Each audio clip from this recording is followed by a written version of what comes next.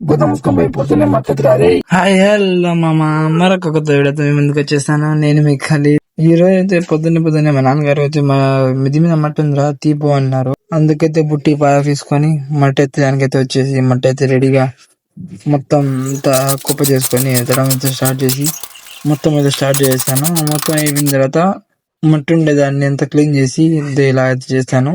కిందంతా చెత్త గిత్త అంతా తీసి పక్కన వేసుకొని, మా ఇంట్లో పక్కనే ఒక సందు ఉంది. ఆ సందులో అయితే మట్టి వేయమన్నారు. మట్టి అయితే అక్కడ వేసిస్తాను. మట్టి వేసి అక్కడ వేసి ఇంకా అయిపోయింది కదా అని కిందికి నడుచుకుంటా పోతున్నాను.